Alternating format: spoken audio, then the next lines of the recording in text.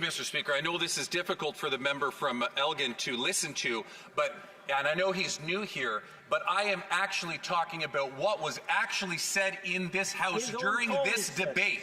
So it cannot be declared. If he is somehow suggesting that I shouldn't be able to respond to some of the things that I've heard in this debate, well, that would be an infringement upon my privilege, quite frankly. But listen, Mr. Speaker, this is what, and I'll start for his benefit from the beginning again, what the Leader of the Opposition said. He said, quote, many of the scandals of the Trudeau era should have involved jail time. If the RCMP had been doing its job and not covering up for him, he would have been criminally charged. These would have normally led to criminal charges, but the RCMP covered it all up, and the leadership of the RCMP is I have to interrupt the Chief Government Whip one more time. I have a point of order from member for Peace River Westlock. Yeah, thank you, Mr. Chair. I recognize the honourable colleague wants to talk about this, but the debate today is about C12, and I wish you would bring it back to relevance. I note that it's been the Liberals that have introduced... Interrupt the member. Members have wide latitude to debate on any piece of legislation, and I'm sure the Chief Government Whip knows the rules of what is germane to debate. I'll let the Chief Government Whip resume. Great. So on the subject of the member from Peace River Westlock, I'll tell you what he said in this debate, Mr. Speaker. What that member who just stood on a point of order said is he said, and I quote, the actions of the leadership of the RCMP are indefensible in many instances. Wow. That member said that. He said it in this debate on this issue of Bill C-12. Yes. So for him to then stand... Have another point of order from member for Souris Moose Mountain. Thank you, Mr. Speaker. Quite some time ago, the member said in conclusion, and I wouldn't want him to unintentionally mislead the House. I will let, that's not a point of order either. I will let the Chief Government Whip resume. What we're seeing right now, Mr. Speaker, is we're seeing an intentional direction, most likely from the Whip's desk in the lobby for the Conservatives, to interrupt on points of order, to try to silence the fact that I'm bringing this up, because they are so uncomfortable with this issue. I mean, if you want to talk about how uncomfortable about it they are, Mr. Speaker, is they won't even talk to reporters about it. You should have seen the way they were fleeing down the hallways, running past reporters. The member from Sherwood Park, Fort Saskatchewan, who never misses an opportunity to say something, wouldn't even stop to talk to the media about this. Other members, like the member from Barrie Innisfil, said, "Go Blue Jays, go," when he was asked a specific question about the RCMP. That's how worried they are about this issue. And it could be all resolved easily, Mr. Speaker, if the Leader of the Opposition would actually stand up and apologize for the comments that he made. But he won't do that. And I'll tell you why he won't do that, Mr. Speaker, because he has a history of this. He attacked Elections Canada when he was in government. He attacks the media. He attacked the Bank of Canada. He has a reputation of doing this, and he just effectively gives a license to all of his members to do the exact same thing. That's why we hear, and I must admit, I was really surprised to hear a former law enforcement officer from the Conservatives moments ago, Medicine Hat Carson Warner, say, quote, "There's a disconnect between the leadership and the rank and file within the RCMP." And that's based on something that was told to him by a buddy of his who presumably is in the RCMP. Wow, what a wildly outlandish statement to make. You make a statement like that which is completely indefensible when you can't, unless you can actually defend it by talking about who made those comments. And this is the license that the Leader of the Opposition has given to his MPs, is to act like this.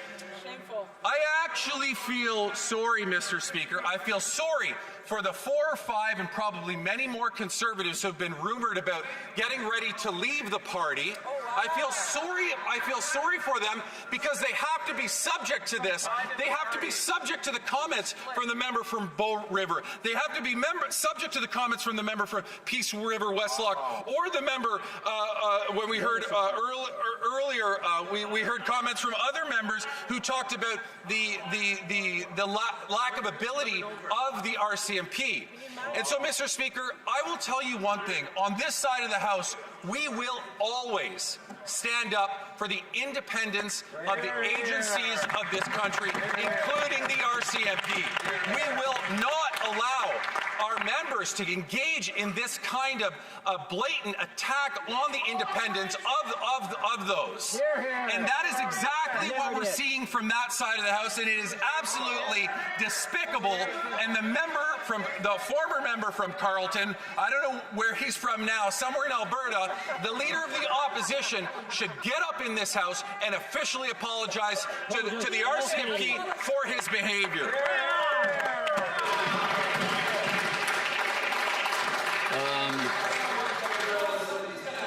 Questions and comments. The honourable member for Sarnia, Lambton, Bequidge went on. Thank you, Mr. Speaker. So this debate is actually supposed to be about C-12, and my question then is about C-12. It's supposed to enhance border security because there was a concern expressed that's led to a tariff war, basically, with our neighbours to the south. And instead of reacting like the Mexicans did, who immediately put 10,000 resources in place at the border, this government has announced 1,000 extra guards, and now they have done nothing except put it off for 5 years. Can the member explain why? The Honourable Chief Government Whip. I reject the premise of the question where she says that what I talked about had nothing to do with this debate, Mr. Speaker. As a matter of fact, I quoted several members in her political party that made comments. The member from Selkirk Interlake Eastman is laughing about it now, but I wonder, does he agree with the comments from the member from Peace River Westlock who said the actions of the leadership of the RCMP are indefensible in many instances? He's a member who spent years on the Defense Committee. Well, does he say the same thing about the members of our military if he's so blatantly willing to laugh about the fact that his members are getting up and talking about the RCMP in this manner? Questions and comments. The honourable member for Winnipeg North. Mr. Speaker, I'm looking at it in terms of the RCMP is recognized around the world as an organization, as an institution that is first class. When we get the leader of the Conservative Party saying, and I would like to quote an article that's in the Winnipeg Free Press, Mr. Speaker. This is what the leader of the Conservative Party says. The leadership of the RCMP is despicable. He is making a reflection on one of Canada's institutions that is held in the highest amount of respect. I believe the leader of the Conservative Party owes all Canadians an apology for those remarks.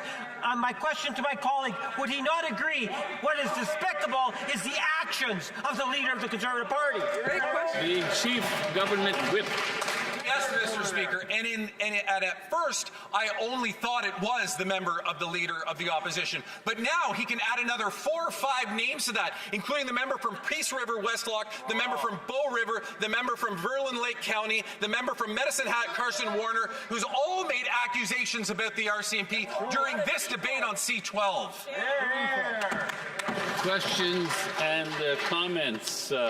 L'honorable député de Merci beaucoup, Monsieur le Président. Tout un spectacle qu'on assiste aujourd'hui. Le député de Kingston-les-Îles vient de se réveiller.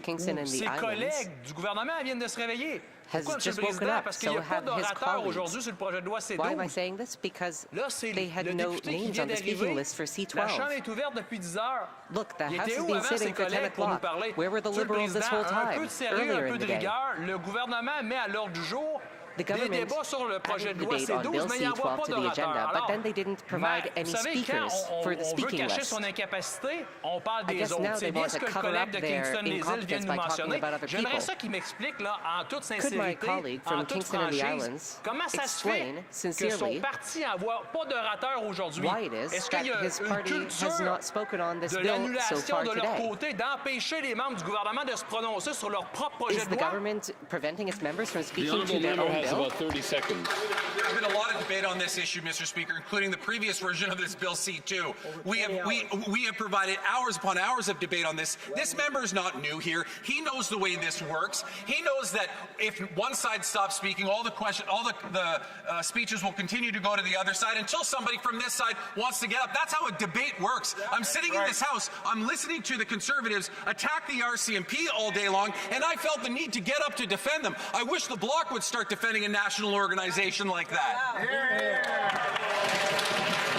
Unfortunately, we must stop here. There will be about 30 seconds or 45 seconds left in questions and comments. We now go to statements by members. Déclaration de député. The honourable member for Burnaby Central. Mr. Speaker, I rise to recognize Antonio Beck, an inspiring leader, community leader from Burnaby, on the occasion of retirement as CEO of Burnaby Neighborhood House. Nearly 30 years ago, Antonia helped establish what began as a small volunteer program with 5 people, $25, and a shared Canadian dream. Today, B&H has nearly 150 staff members and hundreds of amazing volunteers. Through her extraordinary leadership, the dream has grown into a vibrant network, serving families, newcomers, youth, and seniors. Because of her work, children have a safe place to learn, newcomers have built lasting connections, and seniors enjoy a renewed sense of purpose. Antonia has shown what is possible when we lead with heart. Because of her vision, Burnaby stands stronger, more compassionate, and more connected than ever. On behalf of Burnaby Central and this House, I thank Antonia for proving that when we invest in each other, we strengthen the very fabric of Canada. Merci. The honourable member for Cambridge. Mr. Speaker, during Constituency Week, I had the privilege of joining a ride-along with the South Division Police in Cambridge. I've always respected the work our frontline officers do, but seeing their focus and professionalism firsthand was a powerful reminder of the challenges they face every single day. That night, officers were on alert for Kevin Kaler, a violent repeat offender released after serving only 10 years from choking his elderly roommate to death. Despite a clear warning from police that he posed a significant risk to public safety, he was back in our community. And within just 1 day, he breached his release conditions and was picked up the same night during my ride along. This isn't just frustrating, it's dangerous. The Liberal government's soft on crime and revolving door justice forces officers to repeat hard work while communities remain at risk. Thank you to the South Division for allowing me to join your patrol. And to all officers across the country, thank you for your service. I will always stand with you. You deserve more than gratitude. You deserve a justice system. The honourable member for Kanaka. Called Solink, an AI-first Canadian scale-up and global leader in AI-powered video and data intelligence, celebrated the opening of its newly expanded headquarters, joined by the Minister of Artificial Intelligence to help celebrate this milestone. I first met Solink back in 2015 when they had a team of just 20. Today, Solink has grown into a leading technology company with over 400 employees supporting more than 35,000 locations across 60 countries. Their cutting-edge platform helps businesses harness video and sensor data while connecting artificial intelligence to the physical world and maintaining the highest standards of privacy. Solink is a true Canada and Canadian success story, staying proudly connected to its roots. Congratulations, Solink. The honourable member for Miramichi Grand Lake. Mr. Speaker, as we approach Remembrance Day, I am mindful of the sacrifices of those who served our nation. We remember their courage. We honour their duty. We thank them for our liberty. I'm ashamed that our government intends to restrict public expressions of faith in our military. In plain terms, to ban prayer. It is cowardice to ask our sons and daughters to put themselves in harm's way, but refuse them the right to express their faith in God. To deny those who provide our freedom the right to openly pray is an insult to those who never came home. Monsignor Hickey of the North Shore New Brunswick Regiment would tell you that a dying man on a foreign shore only asks for 2 things, his mother or his God. I urge Canadians to wear a poppy, visit a cenotaph, attend a ceremony, and say a prayer. Teach your children to pray and take time to explain to a new Canadian the importance of this sacred day. Please pray for those who served, for those who continue to, and for our nation itself, lest we forget. L'honorable député d'Hochelaga, Rosemont East. Monsieur le Président, en ce mois de l'histoire des femmes au Canada, je souhaite rendre hommage à Marie-Reine Larivière. Si son nom n'est pas familier, son parcours est digne de mention. Ici, peut célébrer, Who souligner here can celebrate 58 ans de 58 service. years of service? 58 ans. 58 J'ai rencontré years. Mme Larivière à l'usine I Barilla de met Schlager. Marie-Reine À during a travers recent visit to the l'impressionnante Barilla machinerie, pasta j'ai plant repéré une toute petite in femme. Hochelaga. À l'œil vif, Through au the sourire impressive taquin. Je machinery me which suis avancée makes vers all elle kinds of pour la pasta, saluer. I Elle spotted m'a a tendu la tiny main woman fièrement et with m'a a dit, twinkle vous in her savez, eye je suis and a entrée mischievous ici smile. en I walked 67. up to her to say hi. She La winked at me, véritable proudly held mémoire de her l'usine hand, held Barilla, out her hand and autrefois whispered in my Catelli. ear, you know, I Ce ne sont started pas les here in ordinateurs, non, c'est elle, 1967. The Marie-Reine true corporate memory Larivière, of the qui Barilla refuse de plant, penser à la formerly retraite. Catelli, is not a Marie-Reine, vous computer incarnez service, la but she, persévérance Marie-Reine tranquille. Celle qui ne fait pas de bruit, who mais qui impose le categorically respect. refuses to think about Votre retirement. engagement à transmettre Marie-Reine, votre you savoir embody est that noble. quiet perseverance, the Monsieur le kind that Président, doesn't ce make a mois de sound, célébration but et à commands travers respect. votre Your parcours, commitment to Marie-Reine, passing c'est on your l'ensemble expertise to des femmes younger engagées dans leur generations is vie. so noble. Mr. Speaker, in this Women's History The Month, Honourable Member for Airdrie Senior Cochrane. Journeyman Marie-Reine, I honor all women Today who I'd are like to committed to their recognize communities, the incredible creating legacy gems. left behind by the Airdrie Food Bank's Executive Director, Lori McRitchie, as she takes her well-earned retirement after more than 2 decades of tireless work in making sure that no one in our community ever goes hungry. From the small beginnings of a school breakfast program that eventually merged with the food bank and turned into a dedicated, purpose-built facility designed to help families in need, Lori has been there through every iteration of the food bank, constantly adapting to the ever-changing needs of a growing city. She's demonstrated visionary leadership, unwavering compassion, and has had a profound impact on the fabric of our community. She leaves the organization in good hands with a strong foundation and a very clear vision for the future, a community where no one is hungry. As we go into the holiday season, I'd like to remind everyone that food banks need your help all year long, and so in the spirit of Lori's legacy, please remember to give what you can so that no one ever goes hungry. I wish you, Lori, a long and joyful retirement with more time spent with your wonderful family. You've more than earned it. The Honourable Member for Calgary Confederation. Mr. Speaker, earlier this year, Kowloon Energy, headquartered in Calgary, achieved a significant energy industry milestone with a new Canadian longest well record, 9,500 meters. That's almost 10 kilometers. You heard that right. And Mr. Speaker, 10 kilometers is the distance from the University of Calgary to the Glenmore Reservoir, from Parliament Hill to the Ottawa Airport, the average cruising altitude of a commercial plane, longer than Everest is tall. The skilled team drilled more than 4 kilometers vertically and 5 kilometers laterally, which means they can access more subsurface oil and gas with less land disturbance. Importantly, they also did it safely, working for more than 25 days to finish. This is a Canadian energy industry leadership milestone that deserves recognition and innovation that will grow our economy, create jobs, and generate public revenues in a responsible way. The Honourable Member for Similkameen, South Okanagan, West Kootenay. Mr. Speaker, lumber jobs remain under threat by the unjustified U.S. tariffs, but workers aren't hearing from the Liberals that they're making this a priority in negotiations. The Canadian Lumber Trade Alliance said, quote, they're deeply disappointed by the Prime Minister not even mentioning lumber jobs in D.C. Silence won't help the mill workers I met in Grand Forks last week. They told me they don't know how they're going to make their mortgage payments.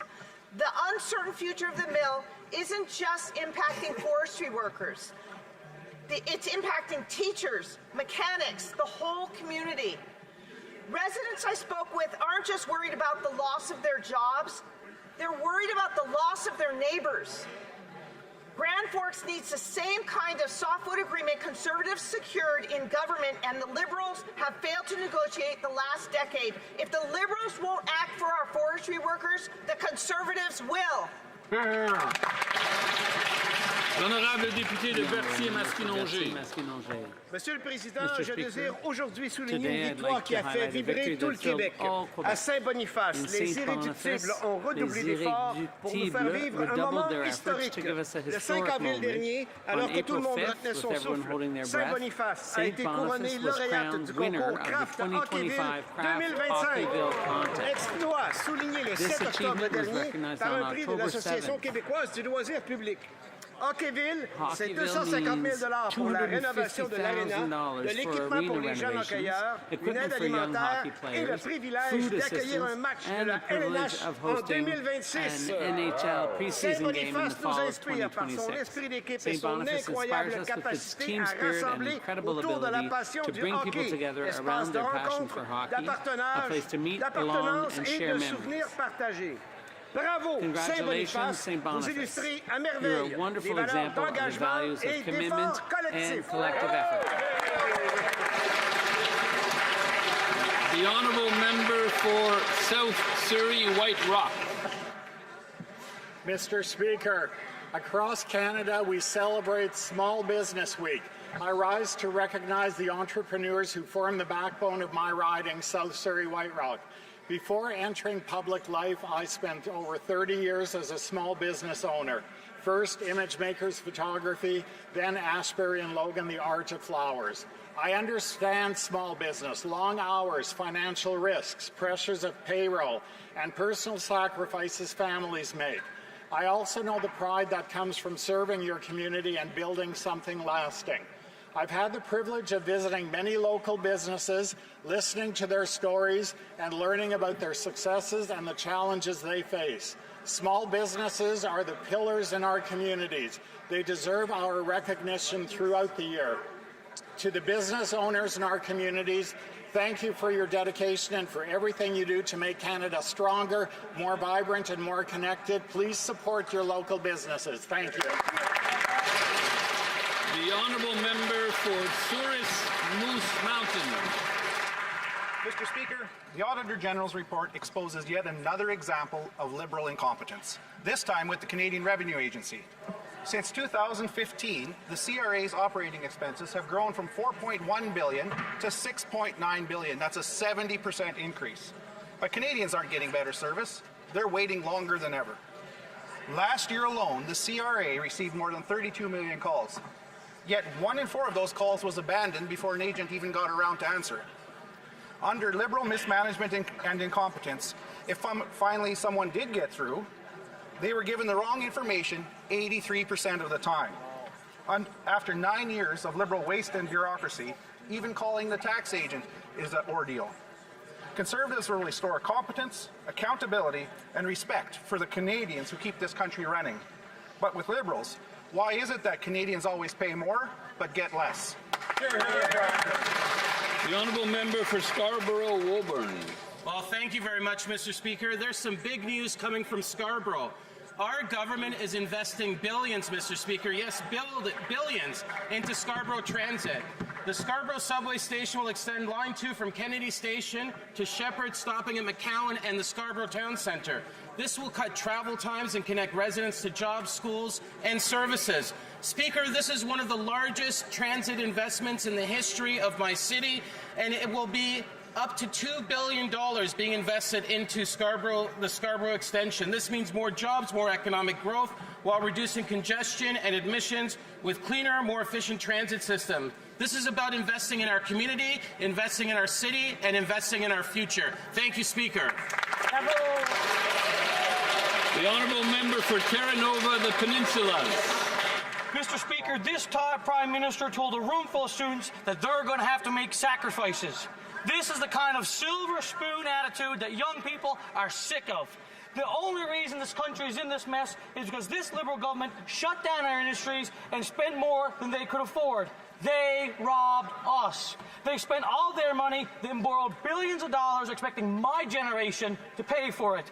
The Liberals' overspending has driven inflation to the point that we can't afford the same quality of life our parents had. We can't afford a home, we can't afford education, and we can't even afford groceries, which are up 4%. There was a CBC article in Newfoundland this morning where a Munn student said that he used to pay $400 for groceries and now have to pay $700 for groceries per month. Young people are saying they have to sacrifice having children because of this Liberal government's overspending. Why does my generation have to make sacrifices that these Liberal governments continue to release deficit budgets with massive overspending, leaving my generation with a bill? L'honorable député de Moncton-Dieppe. In honor of Brain Cancer Awareness Day happening this October 24th, I'd like to pay a special tribute to an incredible family who is near and dear to my heart. The Boyle family was forever changed when Andrew Boyle lost his life 10 years ago battling brain cancer back in 2022. Undeterred by such a devastating loss, his amazing wife Danielle, a friend and a former colleague of mine, and their 2 beautiful children, Austin and Naomi, have channeled their grief into hope and action by becoming remarkable ambassadors for the brain Tumor Foundation of Canada. Their team, Boyle's Brainiacs, have knocked countless doors in their communities, sharing their journey with everyone and raising an amazing $6,000 for the cause in the process. Naomi and Austin have each raised $1,000 each and have not only kept the memory of their late father alive, but they also serve as shining examples for youth that deserve recognition in this house. Well done, Naomi and Austin. Your dad would be proud. The Honourable Member for Kenora-Kiiwetinoong. Last night, the Prime Minister told a room full of students that they're going to have to make sacrifices. But they've already had to sacrifice their dream of home ownership. Over 70% of young Canadians are worried that they'll never be able to afford a down payment. They've paid the price as food costs have exploded nearly 4% year over year in September, Mr. Speaker, and they spent the whole summer without jobs. Youth unemployment is nearly 15%, the highest it has been since 2010 outside of the pandemic years. 2/3 of Canadians now feel that the next generation is going to have a lower standard of living than Canadians have today. Mr. Speaker, our youth shouldn't have to sacrifice any more for Liberal failures. They have sacrificed far too much over 10 long years. The situation is dire, but thankfully there is a solution. Conservatives will cut taxes on food, work, and home building. We will lower inflation and reduce red tape to get more homes built, Mr. Speaker, and restore the promise of Canada. Hear, hear, hear. The Honourable Member for Scarborough Southwest. Mr. Speaker, throughout my nearly 4 decades of policing, I was always inspired by the fact that one of Canada's most enduring national symbols was a police officer on a horse, a Mountie, a member of the RCMP. Their motto is Maintain le droit, maintain the right, uphold the law. They are perhaps the most trusted public institution in our country, and they are a source of national pride. And the basis of that trust, Mr. Speaker, is the fact that Canada is a rule of law country, a country where the police are independent from all political interference in their operations, investigations, and prosecutions. In Canada, Mr. Speaker, the police are not subject to the dictates of some feckless politician who would seek to compel the police to lock up his opponents without evidence or legal basis. And that is why, Mr. Speaker, Canadians were so shocked to hear the Leader of the Opposition so casually call the RCMP despicable for maintaining the right and upholding the law. I now know he denies saying what we all heard him say, but I would ask every member of this House to reflect on the impact that such scurrilous remarks can have. The Honourable Leader of the Opposition.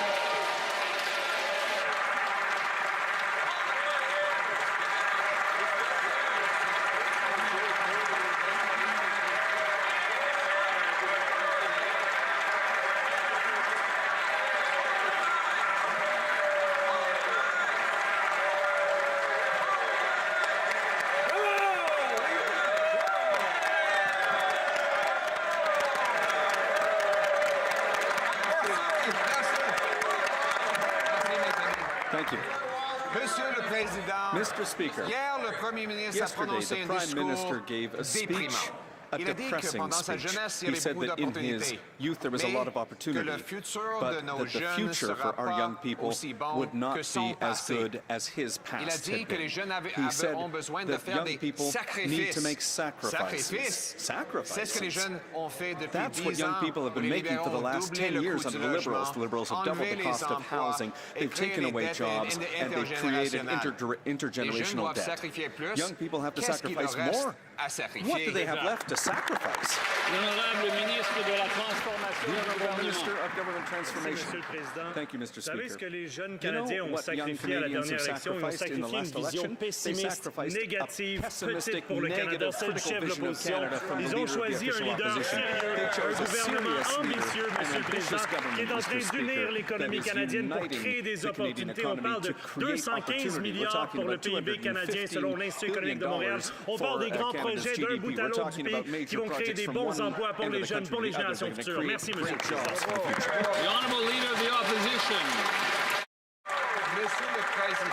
Mr. Speaker, apparently the minister didn't listen to the Prime Minister's speech last night when he said that young people are going to have to make sacrifices. They're going to have to sacrifice even more. That's after 10 years of the Liberals.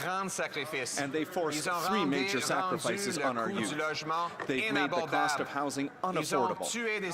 They've killed jobs with the worst jobs numbers in 30 years. And they've created intergenerational debt. Why not propose an affordable budget so that our young people can have an affordable life? The Honourable Minister. Thank you, Mr. Speaker. And every day, here in this House, at every question period, the gulf between this career politician, leader of the opposition, and an economist who has private sector experience like the Prime Minister gets wider and wider and more obvious for Canadians. What the Prime Minister said yesterday is that we're going to spend less to invest more, that we're going to have a transformational budget with the biggest capital investments in years to create jobs for young people from one end of the country to the other. Speaker, yesterday the Prime Minister made a very depressing speech to Canada's youth. He said they would have to make more sacrifices. More sacrifices. After 10 Liberal years that doubled the cost of housing and drove out the possibility that youth could own their own home. After the sacrifice of their jobs, with the worst employment numbers since the 1990s, after the sacrifice of a lifelong of shouldering high debt. Young people need hope, jobs, and homes. Why won't the Prime Minister reverse his disastrous decade of policies so that we can restore that hope? The Honourable Secretary of State for Labour. Speaker, I had the honour of presenting red seals to 3 new apprentices of the IBEW in Local 230, Victoria, BC. Mr. Speaker, they're proud of what they accomplished. They're optimistic about the future because, Mr. Speaker, we are going to put them to work. Mr. Speaker, we're going to build homes. We're building major infrastructure projects in the national interest. Thousands of jobs, thousands of opportunities for apprenticeship. Mr. Speaker, while the Conservatives come to this House and talk Canada down every day, we're going to be supporting workers who are building Canada up. The Honourable Leader of the Opposition. 3 apprentices, Mr. Speaker. That does not account for the countless job losses, the highest jobless rate in 30 years outside of COVID caused by this government. Nor does it account for the doubling of housing costs that 80% of young people believe they will never be able to afford a home. But yet the Prime Minister tells our youth that they have to sacrifice even more. All he offers is more costs, more debt, and more despair when Canadians actually need is more homes, more jobs, and more hope. Why won't he introduce an affordable budget for an affordable life? The Honourable Secretary of State. Every day, the Conservatives come to this House and talk down the Canadian economy. We are supporting our workers, Mr. Speaker. We are going to build, Mr. Speaker. Build bold. Build now with Canadian lumber, with Canadian steel, and Canadian unionized worker, Mr. Speaker. We are defending our workers, Mr. Speaker. We'll be there for Canada. I hope the Conservatives join us. The Honourable Leader of the Opposition. Speaker, apparently nobody over there watched the depressing, miserable, hopeless speech the Prime Minister gave to Canadian youth yesterday. He said that Canadian youth need to sacrifice more, Mr. Speaker, when in fact quite the opposite is true. Mr. Speaker, the youth of this country have sacrificed enough. They can't afford homes, they can't get jobs, and now they have a generational lifetime of debt to shoulder. What Canadian youth need is homes, jobs, and hope. Yesterday, I provided the Prime Minister with a plan to do it. Will he put that hopeful plan in his budget? The Honourable Government House Leader. The only person who's miserable when the Prime Minister speaks, Mr. Speaker, is the Leader of the Opposition. What the Prime Minister is talking about is spending less and investing more. Investing in what? In careers for young people, in building major national projects, in being a technology leader in the world today with Premier Ford leading the world in small modular nuclear reactors. Mr. Speaker, the young people of this country are proud to be Canadians. They're proud to see a future from coast to coast to coast in this country. The young people of this country have a bright future.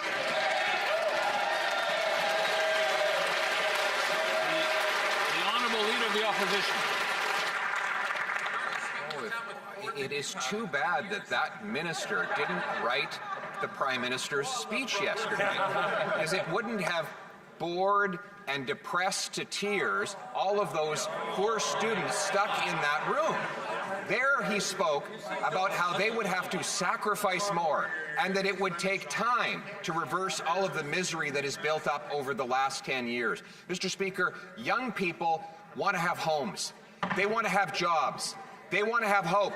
They want a budget that is affordable so they can have a life that is affordable. Will the Prime Minister introduce that budget so that Canadians can restore the promise of their country? The Honourable Government House Leader. Mr. Speaker, you can be sure we are going to introduce a budget. The question is whether the Leader of the Opposition is going to support that budget, because here's what that budget's going to do. It's going to give young people all over this country the ability to stand up and say, that's where my future lies, in Canada, in skilled trades, in technology, in the professions, in careers that are going to give me and my family hope, a home, a community, a job, a future, the best country in the world. Honorable député de Saint-Jean. Member for Saint-Jean. Mr. Speaker, with the budget coming up soon, the government has accused the opposition parties of playing political games, but they're going to have to explain how demanding funding for health care is playing political games.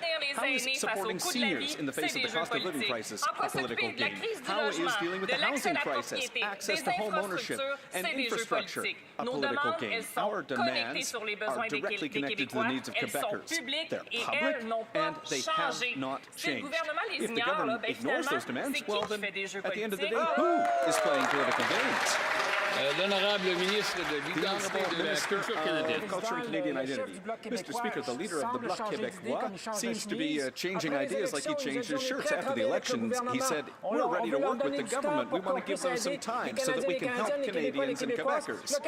But now what are they saying? Before even having read the budget, Mr. Speaker, they're saying, well, listen, we've got our answer for the budget. And it's clear what they're doing. I think everyone would like to know what the Bloc Québécois position is. Are they going to read the budget before they decide to vote for it? Honorable député de Saint-Jean. The honourable member for Saint-Jean. Mr. Speaker, I'll tell you what looks like political games. It's when the Prime Minister doesn't want to work with others. It's when the Prime Minister meets with party leaders to discuss their expectations for the budget, but he already has a speech written for that evening where he ignores everything that the opposition leaders have suggested. Not a word about health care or seniors, no commitments to transfer funds unconditionally to Quebec for infrastructure or for social and community housing. Silence, nothing on the $840 million stolen from Quebecers to give election gifts to the rest of Canadians. Why is the Prime Minister playing political games? He's playing them instead of giving them to Quebecers. The Honourable Minister. Le leader en chambre a rencontré le chef du Bloc québécois pour parler du budget. Le ministre des Finances a rencontré le chef du Bloc québécois pour parler du budget. Le Premier ministre a rencontré le chef du Bloc québécois pour parler du budget. J'ai rencontré le chef du Bloc québécois pour parler du budget. Et avant même que le budget soit rendu public, le Bloc québécois nous dit on n'est pas intéressé, on ne va pas voter pour. On ne va pas voter pour des mesures qui vont permettre à des millions de Canadiens de sauver sur leurs taxes et leurs impôts, Monsieur le Président. On ne va pas voter pour un budget qui va permettre de construire des centaines de milliers de logements. Moi, je trouve que la position du Bloc, elle est inacceptable. Honorable député de Berthier-Masquinongé. Monsieur le Président, le leader du gouvernement dit que si le budget passe pas, c'est la faute des oppositions. Le ministre des Finances, lui, nous accuse de faire des politicailleries. Pourtant, nos demandes, elles sont publiques depuis longtemps. Et c'est leur premier ministre qui a choisi de toutes les ignorer dans son discours prébudgétaire d'hier soir. Monsieur le Président, c'est un gouvernement minoritaire qui se comporte en gouvernement minoritaire et qui fasse des ententes s'ils veulent que son budget passe. Pourquoi c'est si compliqué que ça de simplement répondre aux besoins des Québécois? L'honorable leader du gouvernement à la Chambre. Monsieur le Président, les besoins des Québécois sont très bien représentés. Ce côté-ci de la Chambre avec 44 députés, on this side of the House from Quebec. These are people who are active in their communities, who represent their constituents, who talk about their forests, who talk about their seniors, who talk about their young people, who want to build a prosperous future for all young Quebecers. And we are a Canada that is strong and united, Mr. Speaker. We have no lessons to take from the Bloc Québécois when it comes to the future of Quebec. The honourable member for Sherwood Park, Fort Saskatchewan. The Prime Minister told young Canadians that there would be more sacrifices in their future. Young people are already facing a bleak future because of Liberal policies, exploding housing and food prices, historic highs in unemployment. Mr. Speaker, past generations sacrificed to make life better for their children. But now young people are being told to sacrifice their future because of elite Liberal policies. Mr. Speaker, will Liberals stop breaking their promises and restore hope for the future of this country? The Honourable Secretary of State for Financial Institutions. Mr. Speaker, you know what youth of this country want? They want a leader that doesn't spin conspiracy theories, attack democratic institutions, and suggest other leaders be jailed. Mr. Speaker, on November 4th, we're going to table a generational budget. We're going to invest in Canada. We're going to build Canada. I suggest a leader opposite sacrifices ego. Put the rhetoric aside and help us build Canada. Thank you, Mr. Speaker. The honourable member for Sherwood Park, Fort Saskatchewan. Mr. Speaker, respectfully, that nonsense answer obviously had nothing to do with the question. And when we're talking about youth unemployment, I think it's time for the Liberals to sacrifice their tired talking points and actually get serious about addressing this problem. Now, last week, we introduced the Conservative Youth Jobs Plan to unleash the economy, fix immigration, fix training, and build homes where the jobs are. So instead of preaching sacrifice, why don't the Liberals actually propose a youth jobs plan? Better yet, why don't they simply adopt ours? The Honourable Secretary of State. Mr. Speaker, while the Conservatives are in damage control mode, we're in build mode. On November 4th, we're going to table a generational budget. We're going to invest in Canada. We're going to build at a scale not seen since the Second World War. We're going to invest in infrastructure, national projects. Mr. Speaker, we believe in Canada. We will build Canada's economy and the strongest economy in the G7. I ask the party opposite to come out of the shadows, support our budget. Thank you. The honourable member for Richmond Hill South. Yesterday, this Liberal Prime Minister told a room full of students that they're going to have to make some sacrifices. Well, young people have already sacrificed enough over the last 10 years. They've sacrificed by paying skyrocketing food costs. They've sacrificed with an entire summer without jobs because Liberal job-killing policies have driven youth unemployment to recessionary levels. They've sacrificed the dream of home ownership because the Liberals created the worst housing crisis ever. And last month, rents were up another 4.8% nationally. Canadians shouldn't have to sacrifice for Liberal failures. When will the Liberals stop doubling down on the same failed policies, get spending under control so young Canadians can finally afford to buy homes? The Honourable Minister of Jobs and Families.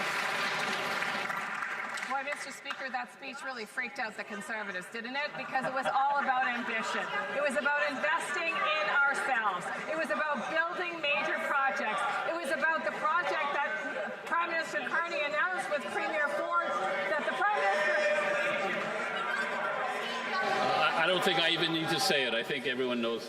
But the member may go ahead. Not from the top. Mr. Speaker, that speech yesterday from the Prime Minister really freaked these Conservatives out because they saw the ambition in that speech. And not only did they see it in that speech, today, as the Prime Minister stood with the Premier investing in new nuclear to ensure the jobs of today and the future, they know that the youth... The honourable member for Newmarket Aurora. Yesterday, the Prime Minister told a room full of students that they're going to have to make sacrifices, but after 10 long years of failed Liberal policies they already have, they've sacrificed their dream of owning a home, sacrificed their dream of starting a family because they cannot afford it. They have watched food prices skyrocket, and housing starts in Toronto at a 30-year low.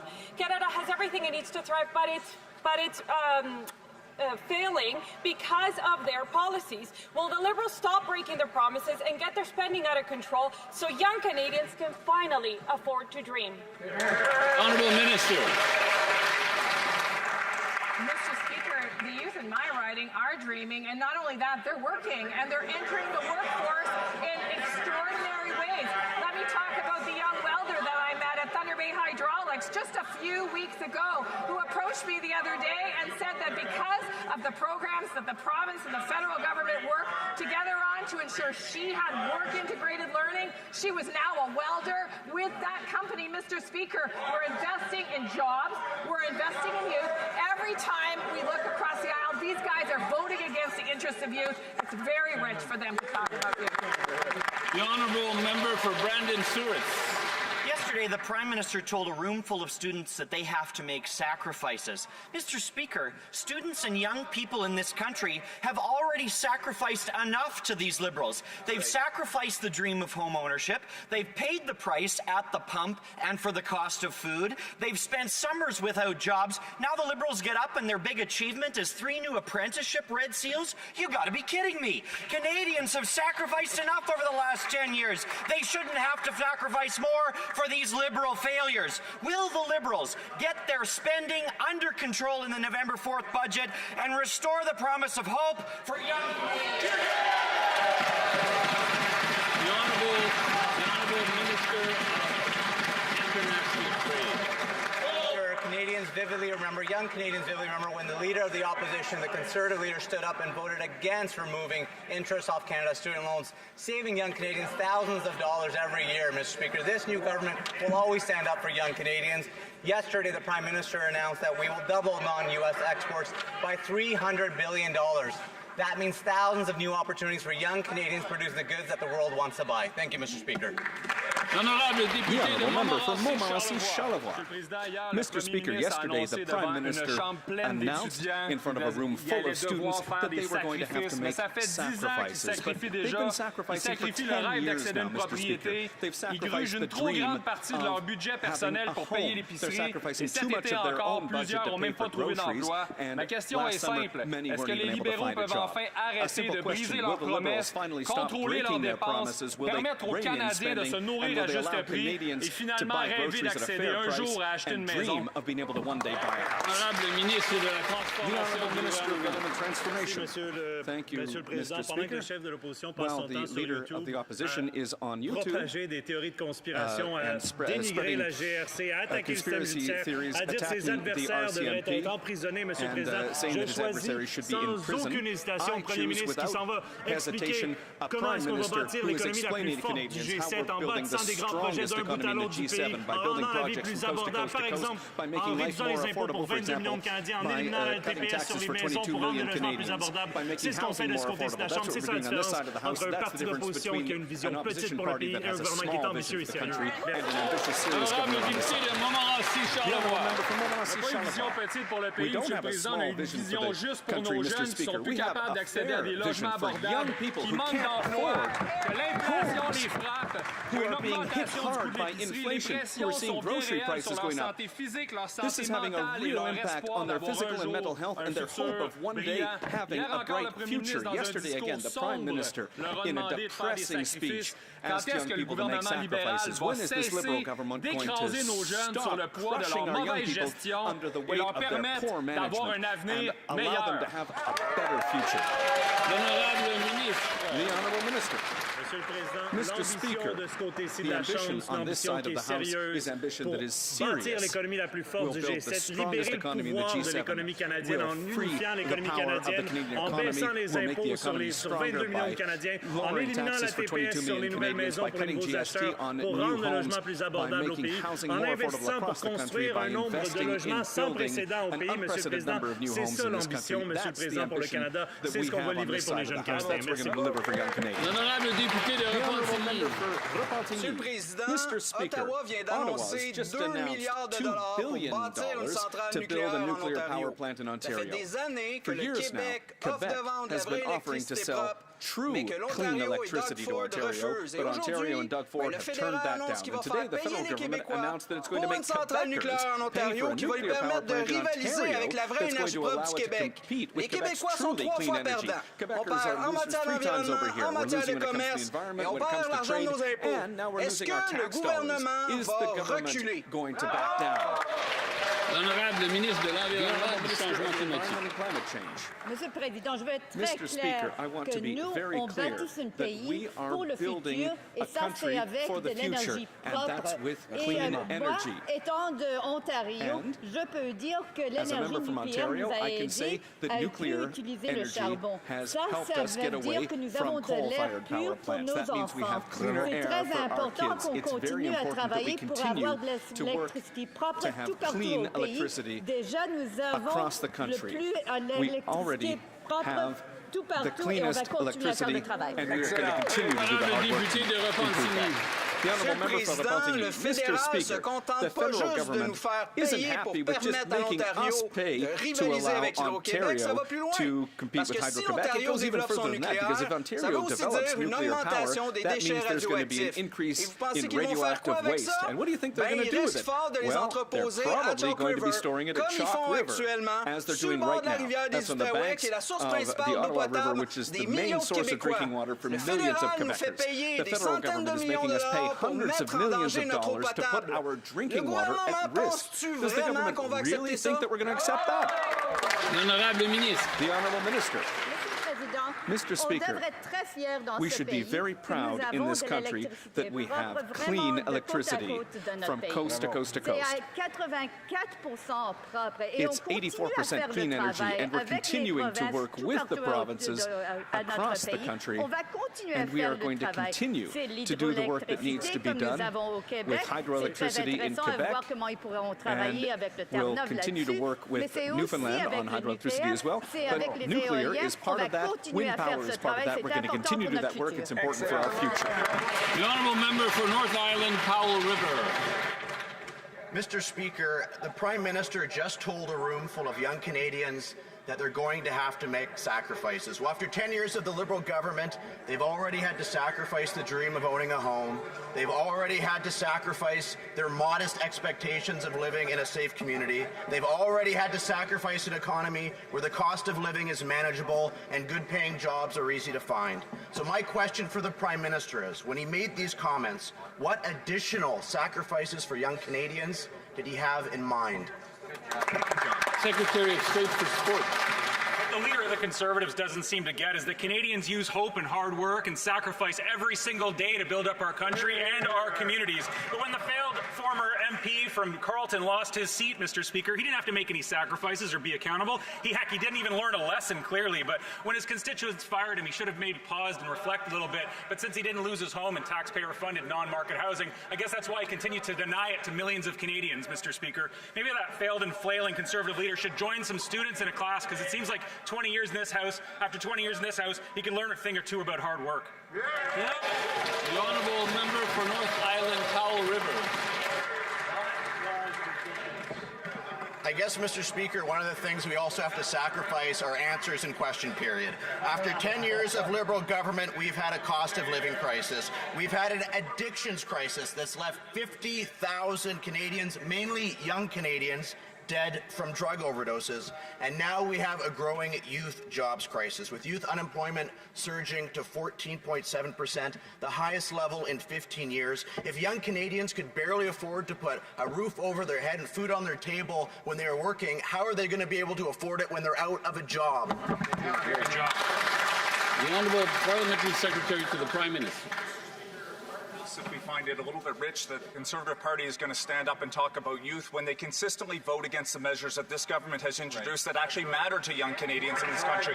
They voted against budget measures that actually support young skilled trade workers. They voted against the Canada Child Benefit. They vote against national school food programs. They vote against programs that are ensuring dental programs, Canada Housing Benefit. We have a plan to build up this country. We have a plan to build major national projects. There is a bright and hopeful future for youth in this country, notwithstanding the fact that Conservatives don't want to join us in those measures to make it happen, Mr. Speaker. The honourable member for York, Durham.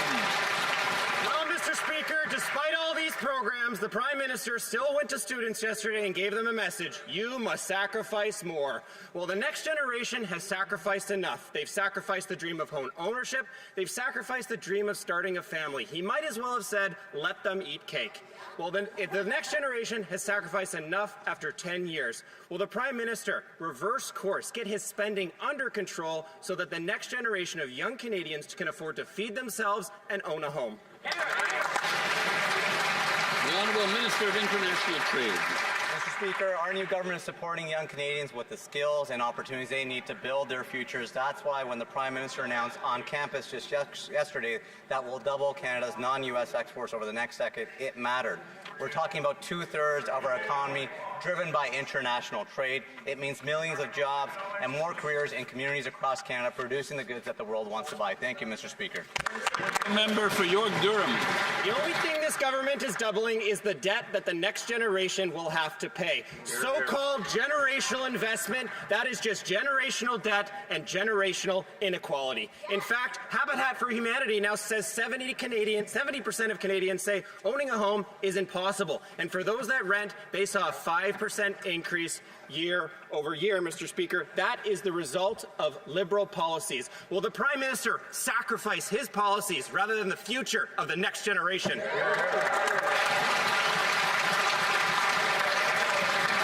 Honourable Parliamentary Secretary. Speaker, when we talk about making generational investments in our upcoming budget, it's because we believe on this side of the House that youth and young people are the drivers of our future economic growth, and we have a responsible plan to ensure that they have the skills and opportunities to succeed. It builds on the work that we're doing to support apprenticeships and Red Seal trades, co-ops, and access to post-secondary education and training. But most importantly, we're creating thousands of new career-starting jobs, investing in major projects, and making it more affordable for young people to buy a home. Housing starts, construction, investment, wages are up. This is part of our plan. We've got more to do. The Honourable Member for Kamloops, Thompson, Nicola. Mr. Speaker, the Public Safety Minister's job is to keep Canadians safe. Yet just today we learned that 32,000 foreign nationals have warrants pending their deportation. That means they are lost. They are wanted. 32,000 people, and the minister doesn't know where they are. We have him on secret recording saying his gun confiscation won't work. We have crime absolutely skyrocketing, and now he's lost 32,000 foreign nationals. So the question is this, Mr. Speaker: when will the Prime Minister fire this Public Safety Minister for failing to keep Canadians safe? The Honourable Minister of Public Safety. Mr. Speaker, the safety and security of Canadians is the first and most primary responsibility of this government. That's what we've taken very important measures in order to ensure the safety and security of Canadians, including having the highest levels of removals in a decade. Over 20,000 people will be removed from Canada for being here improperly, Mr. Speaker. That's what we introduced, bail reform and sentencing reform just this afternoon. That's what we have, Bill C-12, that's going through the House. I encourage the party opposition to support these measures in order to keep Canadians even more safer, Mr. Speaker. The Honourable Member for Spadina Harbourfront. Speaker, this government was elected with a decisive mandate to keep violent repeat offenders off our streets. While the Leader of the Opposition was attacking the brave men and women of the RCMP, calling them despicable, the Minister of Justice was working with provinces, territories, and law enforcement to develop solutions-focused bail and sentencing reforms. Today, the Minister has tabled Bill C-14, the Bail and Sentencing Reform Act. Can the Minister explain how this bill will ensure the safety of our communities and keep dangerous offenders behind bars? The Honourable Minister of Justice. Mr. Speaker, there is not a less credible voice when it comes to criminal justice reform than the Leader of the Opposition. In the past few weeks, he has called the RCMP despicable. He has attacked Crown prosecutors, and he has suggested his political opponents should be jailed. The legislation we tabled today will make it harder to get bail for violent repeat offenders and will strengthen sentence for serious criminals. Mr. Speaker, criminal justice reform demands a conversation that would engage adults in the rooms. The Conservatives have a leadership review coming up. I invite them to choose one. The Honourable Member for Central Newfoundland. some NL residents finding it hard to survive as grocery prices continue to rise. That's the headline from CBC today. They go on to say that the price of food in Newfoundland and Labrador is up 4% since last September. Beef leads the way, up 20%. This Liberal Prime Minister said he would be judged by the prices Canadians pay at the grocery store. So will he get his inflationary deficits under control so that Canadians can afford to put food on the table? That's a good question. The Honourable Minister of Fisheries and Oceans. Thank you, Mr. Speaker. And I want to remind my opposition colleague from Newfoundland and Labrador that Newfoundland and Labrador was the first province in Canada to sign on to the Food School program. The Conservative Party was the first party in Canada to not vote for that program. Newfoundlanders and Labradorians value this program. Moms, parents, know, school educators know what this program means. This is affordability, just as the suite of other programs are affordability, and this member voted against every one of them. The Honourable Member for Central Newfoundland. Mr. Speaker, could you have a more heartless response than from the regional minister from Newfoundland and Labrador, no less, where people are known to have a good heart? That minister knows full well that the school lunch program that they created is garbage. It hasn't fed one child in Canada. Mr. Speaker, she also knows that her hidden taxes from the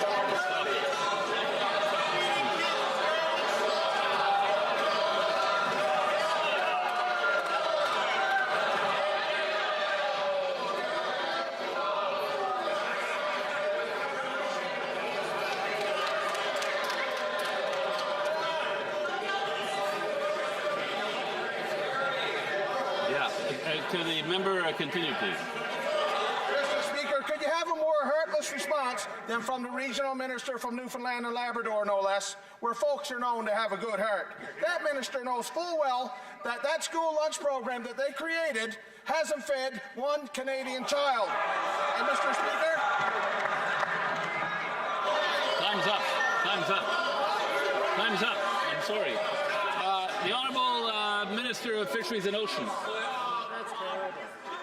Mr. Speaker, while the colleague from Newfoundland and Labrador in the opposition wants to talk down programs, humiliate Newfoundlanders and Labradorians and all Canadians, I will reassure Canadians the school food program is feeding children. It's saving families up to $800 a year.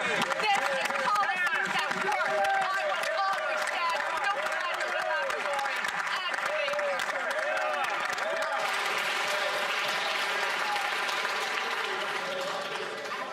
The Honourable Member for Yorkton, Melville. Parents are struggling to secure healthy food for their families because of this Liberal government's out-of-control spending, skyrocketing food inflation up again 4%. Liberal food taxes and regulations don't show up on their receipts, but Canadians feel them every time they shop for groceries. The Prime Minister said he would be judged by the prices Canadians pay at the grocery store. If he's truly the astute economist he claims he is, why isn't he getting his inflationary deficits and hidden grocery taxes under control so Canadians can afford to feed their families? Honourable Minister of Jobs and Families. Well, Mr. Speaker, here we go again with the imaginary taxes. They don't show up on receipts because they're not actually there. So Canadians know that. They know how to read a receipt, Mr. Speaker. But just picking up on the previous question, I just want to remind people about how much good this school nutrition program is doing all across Canada, including, as my colleague mentioned, providing dignity to families all across this country so that their kids can get good nutrition in school, feeding healthy brains, and it's saving families about $800 a year. Mr. Speaker, as a former lunchroom monitor, there's nothing more painful than watching a child who doesn't have a lunch, whether they... The Honourable Member for Elgin, St. Thomas, London South. Mr. Speaker, the retooling of the Cami plant in Ingersoll was supposed to be a great success. Taxpayers kicked in hundreds of millions of dollars. The finance minister said this was, quote, proof that Canada's auto sector is here for the long term. Now 1,200 of the plant's hardworking employees, many of them in St. Thomas, Elgin, and London, are out of work. This is all despite the Prime Minister pledging a deal with Trump by July to protect Canadian auto jobs. Today, he says there won't be a deal at all. Auto workers' lives and livelihoods were on the line. Why did the Prime Minister dupe them? The Honourable Parliamentary Secretary to the Minister of Industry. Monsieur le Président, nous comprenons tous, Mr. Speaker, nous savons tous we all que l'industrie understand automobile au that Canada, the en Canadian Ontario, est une des plus and importantes Ontarian au pays, auto et nous sector voulons que cela is demeure crucial. comme ça. Nous We faisons want it tout to ce que stay nous pouvons afloat. pour aider We les are doing all travailleurs we can de ces to help industries-là. D'ailleurs, auto industry workers. le président du syndicat Unifor The president of a dit Unifor récemment, said hier, je pense, recently, que I la believe ministre de yesterday, l'Industrie that fait un the travail industry minister is doing exceptionnel an dans ces dossiers-là, exceptional Monsieur le job. Président. Thank you, Mr. Speaker. The Honourable Member for Elgin, St. Thomas, London South. If this is what the Liberals see as an exceptional job, I'd hate to see what they view as poor work. 3,000 workers in Brampton, 1,200 in Ingersoll, 700 in Oshawa, 300 in Sainte-Thérèse, Quebec. That is the Liberal record in just a few weeks, Mr. Speaker. The Prime Minister promised he'd protect auto jobs. I wish he had been more honest that he meant in the United States. The Liberals have handed out billions of dollars in subsidies with no job guarantees for Canadian workers. Last night, the Prime Minister told Canadians we'd have to make sacrifices. We already are, and it's not clear for what. When will he do his job and stop selling out Canadian workers? The Honourable Secretary of State for Labour. Mr. Speaker, there's no doubt that the U.S. has changed their trading relationship with the world, and that's having an impact on the auto sector. The Minister of Industry is out fighting for workers. She has summoned Stellantis and GM here to hold them accountable. Mr. Speaker, we're going to do whatever it takes to protect workers, defend our auto sector, bring production back to Canada. Mr. Speaker, because Canadian auto workers are the best in the world, and we're going to fight for them every single day. Every single day. L'honorable député de Charlebourg, Haute-Saint-Charles. Charlebourg, Haute-Saint-Charles. Mr. Speaker, the Prime Minister promised to negotiate a win to manage Donald Trump and to get a deal signed with the U.S. before July 21st, but he did the opposite. He failed auto industry workers in Canada and Quebec. PACCAR in Sainte-Thérèse has just laid off 300 employees. That brings it to a total of 725 employees since the beginning of the year when the PM started negotiating with Washington.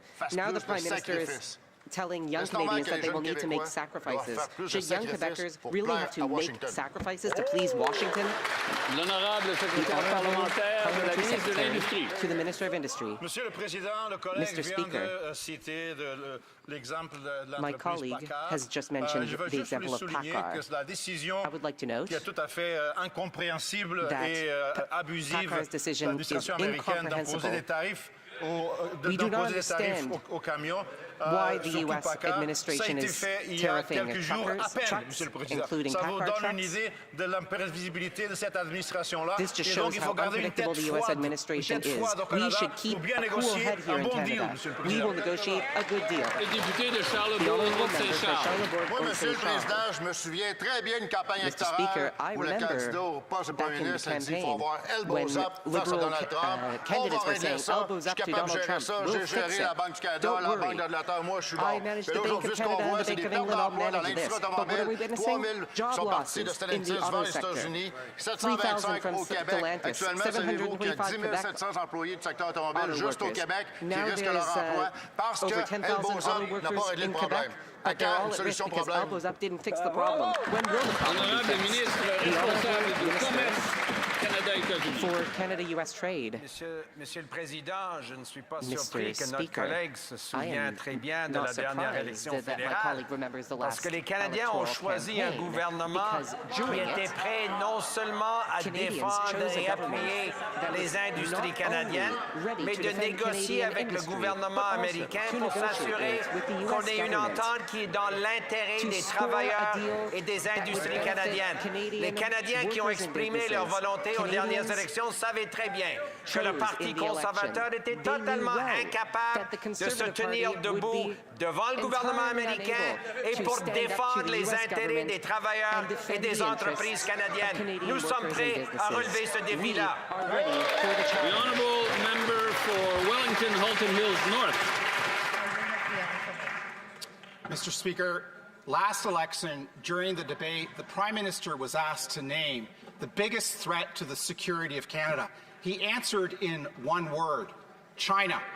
And now the Foreign Affairs Minister is talking about a strategic partnership with Beijing, including security. These two things seem contradictory. Can the Minister reconcile these two things, or is this another example of the Prime Minister saying one thing during the election and doing another after? The Honourable Minister of Foreign Affairs. Mr. Speaker, I appreciate the question of my honourable colleague. Let me reiterate that the public safety and security of Canadians, regardless of the time and place, is always top of mind for our government, including in our diplomatic relationships. At the same time, Canada will continue to become the strongest economy in the G7, and the way we do that, Mr. Speaker, is to diversify our supply chains while making sure we protect our citizens at home. Thank you. Honourable member for Wellington, Halton Hills North. Mr. Speaker, another question about what the Prime Minister called the biggest threat to the security of Canada: foreign interference. Last election, some candidates were vetoed for interference and others were targeted, and millions of Canadians continue to live in fear because of threats from foreign interference. The Foreign Interference Transparency Registry was passed into law last year. The government said it would take 12 months to implement. 16 months have passed and still no registry. So when will it be up and running, and when will the commissioner be appointed? Right on. The Honourable Minister of Public Safety. Mr. Speaker, I appreciate the opportunity to answer this very important question, Mr. Speaker. I look forward to bringing forth the name to the leaders of the opposition so that we can have consensus on the Commissioner, and I assure the member opposite that we'll have the Commission up and running by the end of the year. L'honorable député d'Argenteuil, la Petite Nation. Mr. Speaker, promise made, promise kept. The Minister of Justice has just tabled Bill C-14, which will strengthen bail and sentencing provisions. This will make it so that no sex offender will be able to serve out their sentence at home. Developed in collaboration with provinces, territories, and law enforcement, Bill C-14 will center victims within the justice system. Could the Justice Minister explain how this bill will protect the public while holding violent reoffenders fully responsible? The Honourable Minister of Justice. Thank you, Mr. Speaker. I would like to thank my colleague for his very important question. Our government is working to ensure the safety of Canadians. This bill will create stronger sentences for violent reoffenders and will end sentences served at home by sex offenders. We will also make jail time the default for violent reoffenders. I work with provinces, territories, and law enforcement. I look forward now to working with all the members to get this bill passed. The honourable member for St. Albert, Sturgeon River. Mr. Speaker, never before has a government spent so much and delivered so little. The latest example, the CRA. Under these Liberals, the CRA's budget increased by a staggering 70%, yet according to the Auditor General, the CRA has failed to meet its service standard a shocking 95% of the time. So how is it possible that every time the Liberals spend more, Canadians get less? The Honourable Secretary of State for Financial Institutions. Thank you for the question, Mr. Speaker. We accept the Auditor General's report, and we will learn from that. But let me be very clear. There was 167 calls made by the Auditor General. The CRA has made 100,000 calls, and we have upwards of 90% calls answered accurately. We will improve, we will continue to learn, but Mr. Speaker, we will continue to provide a CRA that is responsive to Canadians. Thank you. The honourable member for St. Albert, Sturgeon River. Mr. Speaker, not only did the CRA fail to meet its service standard 95% of the time, last year 8.6 million calls to the CRA went unanswered, and if you were lucky enough to get through, the CRA gave wrong information 83% of the time. And what is the Liberal solution? Increase the CRA's budget even more. You can't make this stuff up. Have these Liberals learned absolutely nothing after 10 years of failure? The Honourable Secretary of State. Mr. Speaker, I'm right here. Canadians deserve timely and accurate service from the CRA. There's no question about that. But, Mr. Speaker, we have good news. We have good news. We've instituted a 100-day plan. Service levels and access are up. We're upwards of 83% of calls answered within 15 minutes. Mr. Speaker, we are laser focused on the CRA delivering good service for Canadians, and that is what we are going to do. Thank you. Member for Haliburton, Kawartha Lakes. Speaker, auditors report that over 130 valuable Indigenous artworks have vanished from a federal collection overseen by the Minister of Crown Indigenous Relations. Security was so weak, the theft went undetected, and the department has no plan to recover the missing art, yet they continue to buy new pieces. The entire collection is worth over $14 million and includes cultural treasures. How can the minister explain this blatant mismanagement, and why is the Liberal plan just to spend more money and ignore the crime? The Honourable Minister of... Thank you.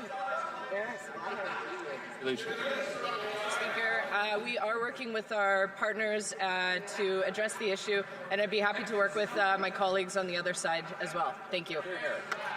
The Honourable Member for South Shore St. Margaret's. Thank you, Mr. Speaker. Mr. Speaker, fishing is the economic engine of my community in South Shore St. Margaret's, but many of the people in my riding are concerned about the conservation of lobster and the risks of the industry posed by illegal fishing. The fisheries officers on the front lines are doing everything they can, but it appears that illegal fishing persists. Can the minister please tell me what she's been doing to combat illegal fishing, and has her plan been working? Honourable Minister of Fisheries and Oceans. Speaker, illegal fishing is unlawful. It threatens conservation, impacts the livelihood of people in coastal communities, and that's why we've strengthened enforcement, added more patrols on the water and at wharfs, and we're working with enforcement partners. This summer in southwest Nova Scotia, fisheries officers seized vessels and traps. They returned thousands of lobsters to the ocean, stopped black market sales, including 200 crates of lobster seized last week. Our plan is delivering results, and I will do everything I can to keep fisheries safe and regulated. The Honourable Member for Lévis-Lotbinière. Mr. Speaker, inflation was 3.3% in Quebec in September. Why? Hidden taxes like the industrial carbon tax, the food packaging tax, and the clean fuel regulations. These taxes will fritter away $9 billion of real GDP by 2030. Mr. Speaker, will the former governor of the Bank of Canada now preside over the bankruptcy of Canada?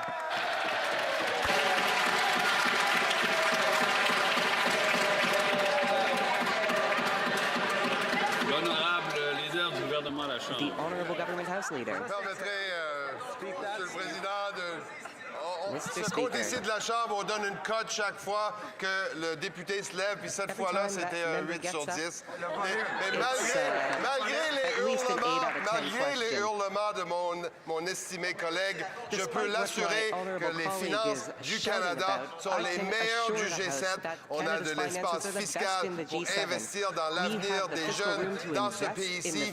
Et Monsieur le Président, mon collègue de l'autre côté de la Chambre devrait se joindre à nous pour voter pour le budget du 4 novembre. The Honourable Member for Winnipeg Centre.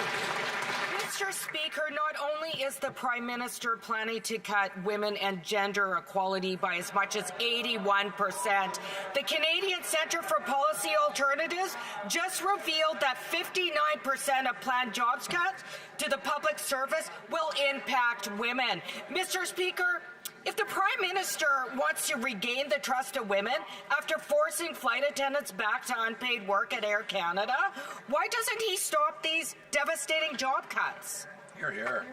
Secrétaire parlementaire des femmes et the Honourable Parliamentary de l'égalité des Secretary genres. for the Minister of Women and Gender Equality. C'est peut-être pas souvent démontré ainsi, Thank you, Mr. mais Speaker. ce pourquoi nous focusons à ce point That's sur why l'économie en ce moment, c'est parce qu'en we fait, are c'est so une vision focused on féministe the de la economy. suite des choses. We don't talk Lorsque enough about this, l'économie but va we bien, have a les feminist femmes vision. vont When the mieux. economy is Elles going sont en well, meilleure sécurité et elles the participent status of évidemment women activement improves. à la construction de cette société. Notre This is gouvernement important est for celui, building our historiquement, society. qui a le plus Our investi pour la government has protection des invested femmes, more than des any communautés other in LGBTQ+, protecting également. women Nous allons and continuer dans cette LGBTQ+ voie. C'est une communities. promesse que nous We will continuons de continue along tenir. this Merci, path. Monsieur We le will Président. continue to keep our promises. The honourable member for Saanich Gulf Islands. Mr. Speaker, tomorrow is the 80th anniversary of the creation of the United Nations. Canada has an enviable reputation, but it's from long ago, when we were leaders in fighting for human rights, leaders in peacekeeping. I'd like to ask the Honourable Minister for Foreign Affairs, if Canada is rethinking our current position, will we continue to ignore the work of the Treaty for the Prohibition of Nuclear Weapons, or will we again make efforts to be a country known for peacekeeping and ending the threat of nuclear war? The Honourable Minister of Foreign Affairs. Mr. Speaker, Canada believes in a world free of nuclear weapons, and the current arsenals around the world remain far too large. Deterrence is fundamental, and we share the concerns of the honourable member about the unacceptable slow pace of disarmament. We all share a responsibility to protect against these threats, including through the Comprehensive Nuclear Test Ban Treaty. At the United Nations recently, I spoke about the importance of multilateralism. It is collective action that will get us through these times, including through the challenge. Et c'est la fin de la période des questions. La fin de la période des questions, je crois qu'on va donner un instant là aux collègues de quitter tranquillement, silencieusement, mais rapidement. Quietly and quickly.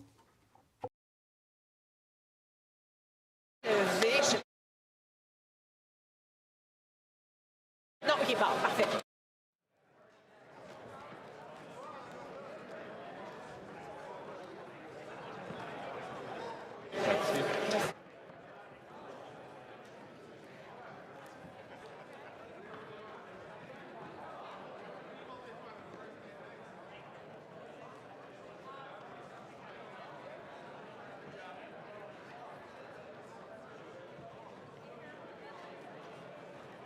Tu peux répondre.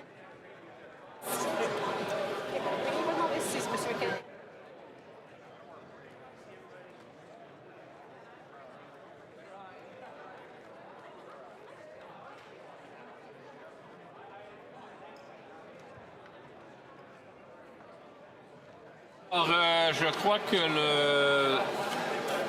le whip en chef de l'opposition a une question pour le leader du gouvernement à la Chambre, qui est entouré d'autres collègues.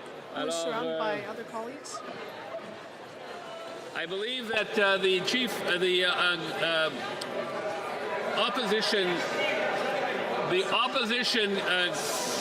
whip, chief opposition whip, has a question for the government House leader who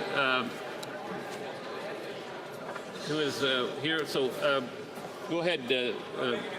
Over the last number of weeks, we've witnessed countless job losses announced across the country and regions across this country.